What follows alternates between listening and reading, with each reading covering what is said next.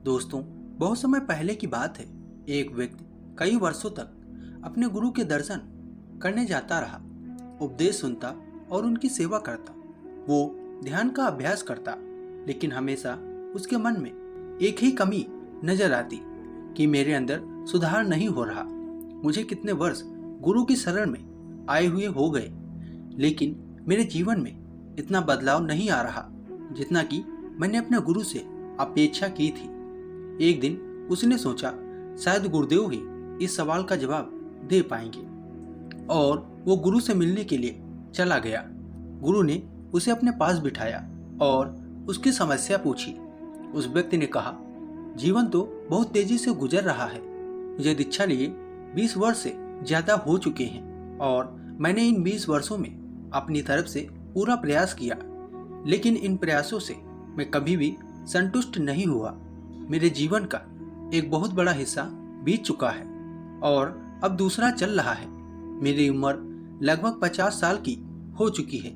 मेरे बाल भी सफ़ेद पड़ने लगे हैं। पिछले 20 वर्ष में मैंने पूरा प्रयास किया, लेकिन मैं अपने आप को कहीं नहीं पाता। क्या मेरा जीवन यूं ही खाली खाली सा बीत जाएगा? गुरु ने कहा, तुम्हें सच्चाई जानने में अभी 2 वर्ष और लग जाएंगे। गुरु ने उसे एक बीजों से भरी पोटली देते हुए कहा, तुम इन्हें ले जाओ और अपने खेतों में बोने के लिए तब डालना जब 3 दिन तक अच्छी बारिश हो। वो व्यक्ति उन बीजों को लेकर वापस अपने घर आ गया और बारिश का इंतजार करने लगा। दिन हफ्तों में बदल गए और हफ्ते महीनों में, लेकिन बारिश नहीं हुई। बारिश कभी 1 दिन होती तो कभी 2 दिन, लेकिन 3 दिनों तक लगातार बारिश नहीं हुई। जैसे ही बारिश शुरू होती वो खुश हो जाता, लेकिन जब बारिश 3 दिनों तक लगातार नहीं होती तो वो दुखी हो जाता। कई महीने ऐसे ही बीत गए। अब वो दुखी रहने लगा। अब उसने मन में कल्पना कर ली थी कि 3 दिनों तक बारिश कभी भी नहीं होगी। वह दिन भर यही सोचता रहता। तभी अचानक एक दिन काले बादल आए और लगातार 3 दिनों तक बरसते रहे। उस व्यक्ति के अंदर अत्यंत प्रसन्नता का भाव जागा। उसने गुरु के दिए हुए बीज पोटली से निकाले और खेतों में बो दिया। अगले 2 महीनों में वो बीज अंकुरित हुए और बड़े पेड़ बन गए, लेकिन उसको कुछ भी पता नहीं था कि ये पेड़ किस चीज के हैं, क्योंकि उसने गुरु से बीजों के बारे में कुछ भी नहीं पूछा था। कुछ महीनों के बाद उन पेड़ों में फूल आना शुरू हो गए और देखते ही देखते चारों ओर फूल ही फूल हो गए। मधुमक्खियाँ और न जाने कहां कहां से लोग फूलों को देखने और फूलों की सुगंध का आनंद लेने के लिए आने लगे। इतने सारे लोगों से वो अपनी पूरी जिंदगी में नहीं मिला था और न ही इतने सारे लोग पहले कभी देखे थे। वो बहुत ही आश्चर्य में था कि इतने सारे लोग आ कहां से रहे हैं जो मुझे जानते तक नहीं। लोगों ने उसकी बहुत ही तारीफ की, उसके फूलों की तारीफ की और सभी ने उसके फूल खरीदे। उसके फूलों की खुशबू दूर दूर तक फैलने लगी। सारे शहर, गांव और प्रदेश में फैलने लगी। ऐसे फूल, ऐसी खुशबू और इतने बड़े क्षेत्रफल में लगे फूल कभी किसी ने कल्पना भी नहीं की थी। कभी किसी ने सोचा नहीं था कि इतने खुशबूदार फूल भी हो सकते हैं। इनकी खुशबू कई किलोमीटर दूर तक फैलती रही। जब भी कोई दूर से राहगीर भी गुजरता तो वो पलटकर एक बार देखने के लिए जरूर आता कि ये खुशबू आ कहां से रही है। वो व्यक्ति बहुत ही प्रसन्न था। उसने सोचा कि मैं ये सब जाकर गुरु को बताऊंगा, लेकिन उसे याद आ जाता है कि गुरु ने कहा था कि तुम दोबारा 1 साल बाद आज ही के दिन आना, उसके पहले नहीं आना। इसलिए वो बार बार अपनी उत्तेजना को रोकता और सहन जाता कि अभी समय पूरा नहीं हुआ है, इसलिए वह रुका रहा। लेकिन वो बहुत ही खुश था। उसने उन फूलों को बेचकर बहुत ही धन कमाया, आलीशान घर बनवाया और अपने यार दोस्तों के साथ रहने लगा।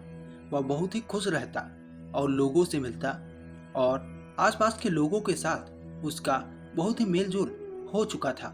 वह अपने समाज का एक बहुत बड़ा मुखिया बन गया था। उसको मान सम्मान भी मिलने लगा था। लेकिन फिर धीरे धीरे गर्मी पड़ने लगी बड़ी भीषण गर्मी से फूल मुरझाए और कुछ समय के बाद सारा खेत सूख गया और धीरे धीरे लोगों ने आना भी कम कर दिया था।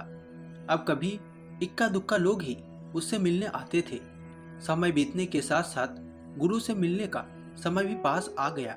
गुरु के पास जाकर उसने गुरु को प्रणाम किया।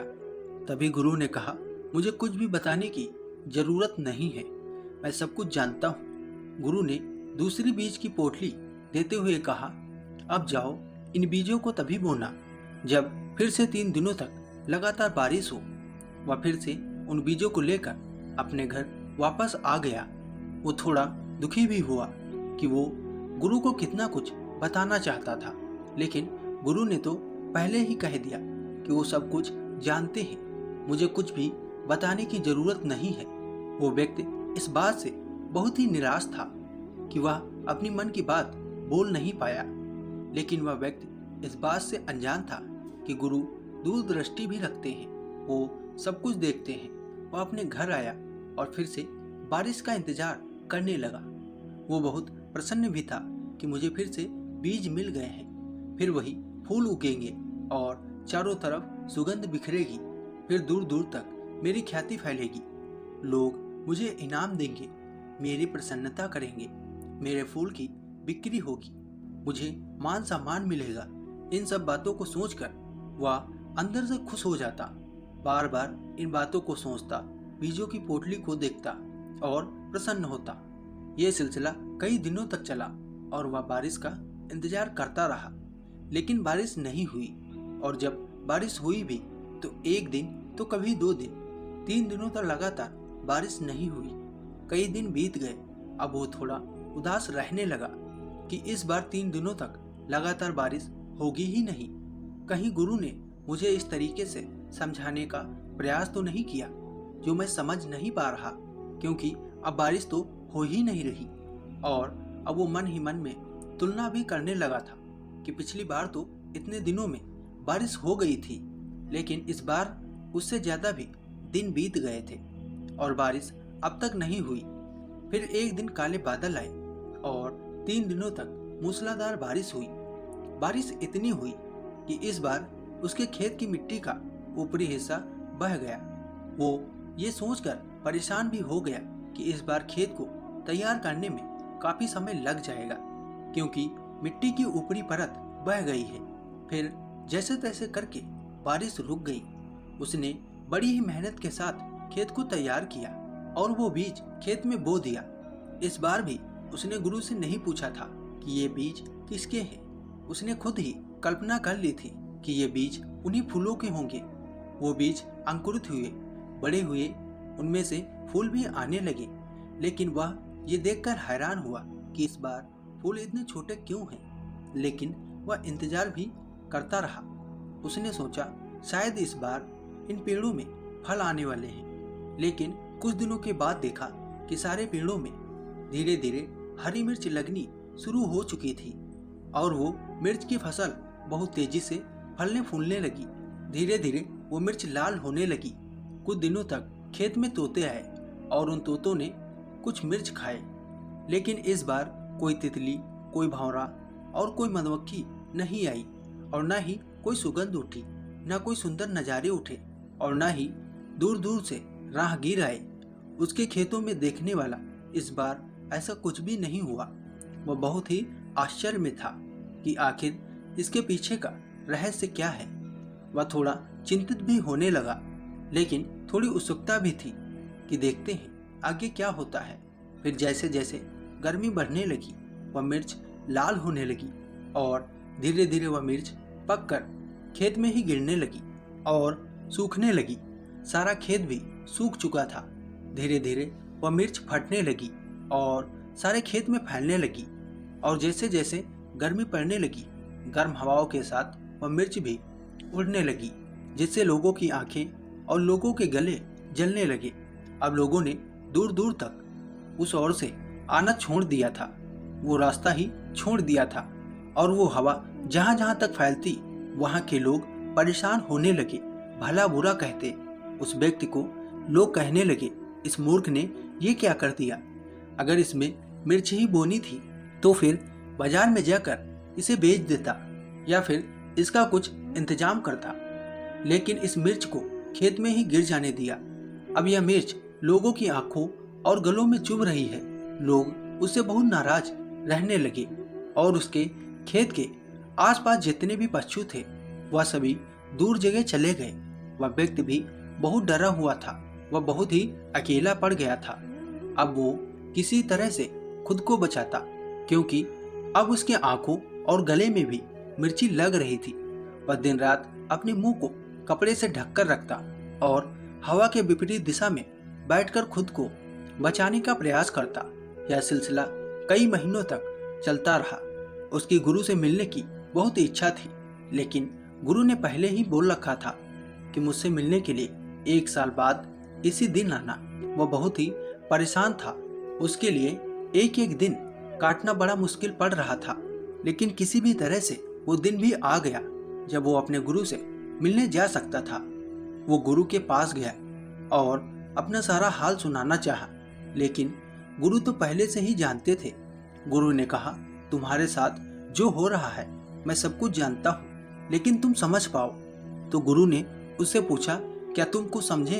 इन 2 सालों में जो मैंने तुमसे कहा था कि अभी तुम्हें 2 साल और लगेंगे, तुमने क्या समझा? सबसे पहले तुम यह समझो कि तुम कौन हो और तुम्हें क्या पता है, तुम कहाँ से आए हो, तुम्हें किसने पैदा किया है और क्या तुम्हें अपने पैदा होने का पता है? उसने कहा, नहीं, मुझे पता नहीं है कि मैं कैसे पैदा हुआ। जब मैं समझने लायक हुआ और लोगों ने कहा कि ये तुम्हारी माँ है, इसी ने तुम्हें जन्म दिया है, तब मुझे पता चला कि मैं इस माँ से पैदा हुआ हूँ, लेकिन मुझे पैदा होने का कुछ भी पता नहीं है। गुरु ने कहा, तुम्हें याद नहीं कि तुम पैदा कैसे हुए? तुम्हें याद नहीं कि तुम्हारे माँ बाप कौन हैं? तुम्हें बताया गया कि तुम्हारे ये माँ बाप हैं, तब तुमने जाना कि ये तुम्हारे माँ बाप हैं। तुम इन्हीं से पैदा हुए हो और फिर तुमने परिवार बनाया। क्या तुम्हें याद है कि तुम अपने परिवार को साथ लेकर आए थे? क्या तुम्हें याद है कि पैदा होते समय तुम कुछ साथ में लाए थे? वह बोला, मुझे कुछ भी याद नहीं है कि मैं अपने साथ कुछ लाया था। तब गुरु ने कहा, क्या तुम्हें याद है कि आज जो तुम समझ रहे हो कि तुम्हें इतना सारा ज्ञान है, कि तुमने इतना अध्ययन किया, तुम विद्यालय गए, तुम्हारे इतने यार दोस्त हैं, क्या इनमें से कोई भी ऐसा है जो पैदा होते वक्त तुम्हारे साथ था? या तुम्हारे माँ बाप ने बताया कि तुम हमारे बच्चे हो? क्या तुम इनमें से किसी के साथ थे? उसने जवाब दिया, तब तो मैं एकदम अकेला था। गुरु ने पूछा, क्या तुम्हारे पास पैसे थे? कोई धन दौलत थी? क्या ऐसा कोई इंतजाम था जिसके सहारे तुम अपना पूरा जीवन निर्वाह कर सको? उसने कहा, नहीं, मुझे जो माँ देती थी वही मैं खा लेता था। गुरु ने कहा, क्या तुम्हारे पास कोई भविष्य की चिंता थी कि कल तुम्हें दूध मिलेगा या नहीं मिलेगा, या फिर रोटी मिलेगी या नहीं मिलेगी? क्या तुम इसको लेकर चिंतित रहते थे? तब उसने कहा, नहीं, मैं चिंतित नहीं रहता था। जो मांगता था मेरी माँ मुझे दे देती थी। अगर उसके पास नहीं होती थी तो इंतजाम करती थी, या फिर पिताजी से कहती थी कि बेटा ये मांग रहा है, इसे लेकर आओ। मैंने तो अपनी तरफ से कुछ नहीं किया। मुझे याद नहीं कि मैंने कभी ये भी सोचा हो कि मुझे दूध कहाँ से मिलेगा, लेकिन हमें वो मिलता ही रहा। तब गुरु ने कहा, ये सब तुम्हें तब मिलता रहा जब तुम्हें ये भी पता नहीं था कि कल तुम्हें ये मिलेगा भी या नहीं, तभी तुम्हें ये मिलता रहा। तुम्हें ये भी पता नहीं था कि तुम कौन हो और कहाँ से आए हो। अभी तुम्हारी सारी परवरिश की पूर्ति होती रही। तो क्या तुम ये सोचते हो कि ये जो तुम कर रहे हो, अब ये सोच रहे हो कि तुम्हें 20 साल यहाँ तक आते हुए लग गए और तुम्हें अभी तक कुछ नहीं हुआ? तुम्हें क्या होना है? तुम क्या लेना चाहते हो? तुम तो हो ही नहीं। तुम कौन हो? जरा सोचो इस बारे में। क्या तुम्हें जिस नाम से पुकारा जा रहा है तुम वही हो? तुम्हें यह पता है तुम्हारा यही नाम है? उसने कहा, मुझे पता नहीं कि मेरा यही नाम है, लेकिन मेरे कानों में इस नाम की आवाज़ पड़ने लगी।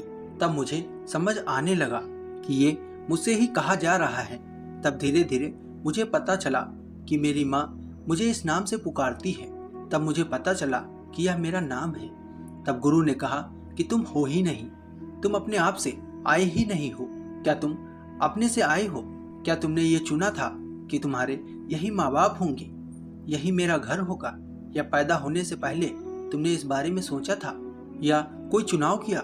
उसने कहा, मुझे कुछ भी याद नहीं है कि मैंने कोई चुनाव किया था। मुझे यह भी याद नहीं कि मैं पैदा हुआ। मुझे याद नहीं कि ये मेरी माँ है, ये मेरे पिता हैं। मुझे कुछ भी याद नहीं, मुझे कुछ भी याद नहीं, और मेरा कोई चुनाव नहीं था। तब गुरु ने कहा, तुम हो ही नहीं। अब जो तुम कह रहे हो कि मैंने इतने फूल उगाए, क्या यह बीज तुम्हारे थे? क्या ये तुम्हारे फूल थे? तुमने इन फूलों को उगाने में क्या किया? जरा बताओ मुझे। वह चुप हो गया।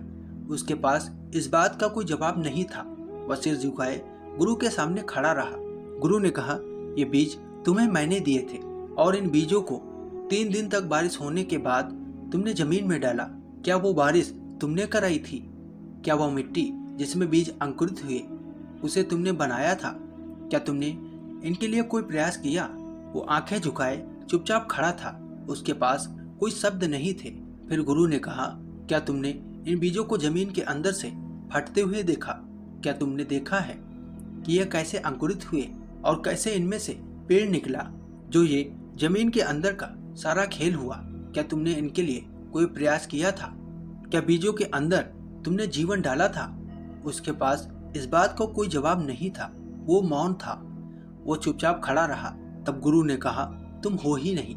तुमने मान लिया है कि तुम हो ही नहीं, और जब से तुमने ये माना है कि मैंने ये किया है, असल में तुमने कुछ किया ही नहीं। तुमने सिर्फ मैं को जन्म दिया है, और तुम इस मैं की वजह से तुम्हें पता नहीं चल पा रहा कि तुम कौन हो। तब उसने कहा, मुझे ये तो पता नहीं कि मैं कौन हूँ, परंतु यह मैं जरूर समझ गया हूँ कि इस मैं को मैंने ही बनाया है। गुरुदेव, आपके कहने से अब मैं समझ पा रहा हूँ कि इस मैं को मैंने ही बनाया है। ये मैंने ही कहा था कि ये मेरा शरीर है, ये मेरी माँ है, ये मेरा खेत है, ये मेरे फूल हैं। क्योंकि जब मैं आया था तब मुझे पता ही नहीं था कि मैं कौन हूँ। मुझे तो लोगों ने बताया, मुझे एक नाम दिया गया और मुझे उस नाम से पुकारा गया। अब मुझे समझ आया कि ये मैं हूँ, मेरे शरीर का ये नाम है। लेकिन मुझे अभी भी ये पता नहीं कि मेरे शरीर के अंदर कौन है, जो देख रहा है, बोल रहा है, सब कुछ समझ रहा है। तब गुरु ने कहा, जब तुम्हें कुछ भी पता नहीं तुम कौन हो, और यह सोच रहे हो कि मैं 20 साल से कर रहा हूँ, ये तुम्हारा मैं कर रहा है, और इस मैं में अगले 50 साल भी गुजर जाएंगे, लेकिन ये मैं कहीं नहीं जाने वाला। दोस्तों, मैं उम्मीद करता हूँ कि ये कहानी आपको पसंद आई होगी। अगर ये कहानी आपको पसंद आई है तो वीडियो को लाइक करें, अपने दोस्तों के साथ शेयर करें, और हमें सपोर्ट करने के लिए चैनल को सब्सक्राइब करना ना भूलें। धन्यवाद।